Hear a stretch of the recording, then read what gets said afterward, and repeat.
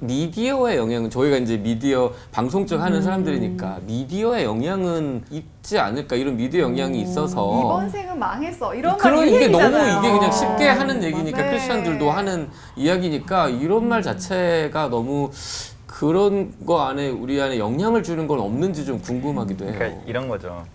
우리 사회는 비교를 좋아해요.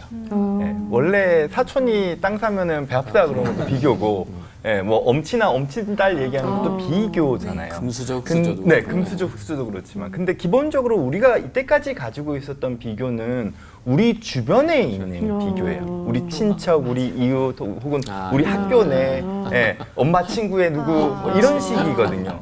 근데 미디어의 발달이 뭘 만들어냈냐면은 이 폭을 무한대로 바꿔버렸어요. 특히 SNS도 마찬가지고 미디어도 마찬가지죠. 예. 그러다 보니까 아이들로 하여금 비교 기준은 어디를 삼냐 하면은 너무 높은 걸 삼아버리는 거예요. 어린 아이 때부터 그래요. 왜냐하면 SNS상에서 나오는 것들은 다 화려한 것들이거든요. 유튜브도 마찬가지죠. 그러면 어떻게 되냐면 나는 내 인생은 이렇게 높아지고 있어요. 성장하고 있어요. 예. 난 분명히 내 인생은 플러스예요. 근데 내가 가지고 있는 기준이 여기에 있으면 나는 이만큼 마이너스인 거예요. 그러니까 본인 스스로를 이만큼 모자른 사람이라고 왜곡해서 인식하는 거예요. 난 이만큼 성장했음에도 불구하고. 이게 SNS가 가지고 있는 폐해거든요. 그러면 우리나라 사회도 이런 부분에 대해서는 이제는 규제가 필요한 사회로 가는 거죠. 좀 다른 차원인데 제가 만난 한 아이가 있어요. 중학교 2학년 남자인데 8월 15일 날 오후 2시에 자살을 했어요. 자살 직전에 친한 친구 3명에게 카톡을 남겼어요. 그동안 고마워서 안녕, 다음에 또 만나자 이렇게 보낸 거예요. 제가 그 부분 사건이 벌어지고 현장을 조사하면서 그 문구를 받은 친구들을 좀 인터뷰해 본 결과 이 친구들이 즐겨보던 애니메이션이 일본 웹툰과 그리고 일본 만화였어요.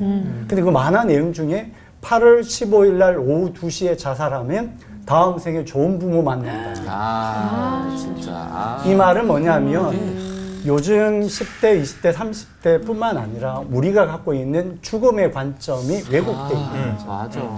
저는 그래서 교회가 아이들에게 가장 중요하게 가르쳐야 될 주제 중에 하나가 삶과 죽음을 가르쳐야 돼요. 우리 신앙의 근본은 죽음에 대한 관점이거든요. 예수 그리스도의 죽음을 믿고 부활을 믿는 것이 우리의 믿음이라면 아이들이 요즘 드라마나 캐릭터처럼 다음 생을 꿈꾸는 거죠. 그래서 죽음의 올바른 관점을 이해하는 것은 굉장히 이 자살 문제와 맞물려 있다라고 보는 거죠. 그 친구가 자살하지 않을 것 같은데 어떻게 갑자기 죽었지? 그렇게 생각을 많이 해요. 우리나라 통계에 보면 자살하는 사람들의 94%가 신호를 보내요. 주위에다가. 근데 문제는 주위의 사람들이 그 자살 신호를 알아듣는 사람은 24%밖에 안 돼요. 단지 자살은 하루아침에 절대 이루어지지 않아요. 자살은 3단계로 진행되거든요. 생각 단계, 계획을 세우고 시도하고 성공하면 죽음으로 가죠. 근데 이 단계를 우리는 보지 않은 거죠. 다시 보면 오늘날 많은 교회가 교회 안에 보이는 모습이 그 사람의 전부라고만 생각해요. 또 하나, 그 교회 안에서 나의 깊은 아픔을 오픈하지 않는다는 것은 교회가 그만큼 안전하지 않다는 반성이기도 해요. 저는 그런 입장에 우리 한국 교회가 1년에 2,600명 자살했다. 숫자가 중요한 게 아니라 정말 그 힘든 사람들이 교회 공동체에게 오픈하지 않는다는 그 아픔들을 좀 더 눈여겨봐야 된다라는 입장입니다. 말씀 듣다 보니까 정말 여러 분야에서 교회가 자살 예방을 위해서 해야 할 역할이 분명히 있다는 생각이 듭니다. 이런 얘기를 듣다 보니까 와, 막 화도 나기도 하고 막 가슴도 아프고 속상하기도 하고 이렇게 한 번뿐인 생을 포기하게 됐을 때는 그분들이 도대체 어떤 마음이었을지 사실 진짜 너무 안타깝고 또 한편으로는 그 주변에 있던 어떤 그 누군가에게라도 한번 도움이라도 한번 요청을 해봤으면 어땠을까 싶긴 한데 계속 얘기하셨던 것처럼 이강민 박사님 말씀하셨던 것처럼 가족이 또 교회가 혹은 주변에 있던 어떤 친구들이 공동체가 같이 울어주고 같이 뭐 웃어주고 뭐 그렇게 왜 하지 못했을까요? 이 안혜영 목사님께서도 또 자살을 시도하실 때 주위 사람들이 도움이 진짜 되지 않는다고 이 생각을 하시나요? 그 성경 말씀에 이런 말씀이 있어요. 우리가 말과 혀로만 사랑할 것이 아니라 행함과 진실함으로 사랑하자. 저는 어느 순간에 교회가 말과 혀로만의 사랑으로 머물러 있지 않나? 저도 그랬던 것 같아요. 너무 힘들 때 아까 이강민 박사님의 이야기 또 임 목사님의 설교에도 그렇지만 뭐 힘내 요즘 젊은 친구들이 제일 싫어하는 말이잖아요. 힘내. 예, 그 말이 얼마나 공허한지. 그래서 우리가 어느 순간에 정말 한 사람에 대한 깊은 애정, 그 속의 핵심은 그 사람의 아픔에 공감하는 거로 시작되는 거라고 생각합니다.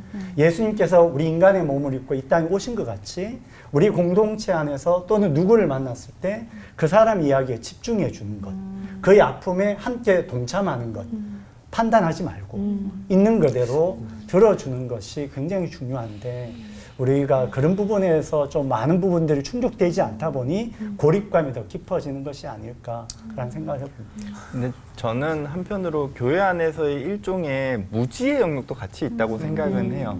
지금 무슨 얘기냐 하면 자살이라는 이 사회적인 현상이 그렇게 오래된 건 아니에요. 물론 30년이긴 하지만 교회의 역사에 따졌을 때는 엄청 짧은 기간이거든요.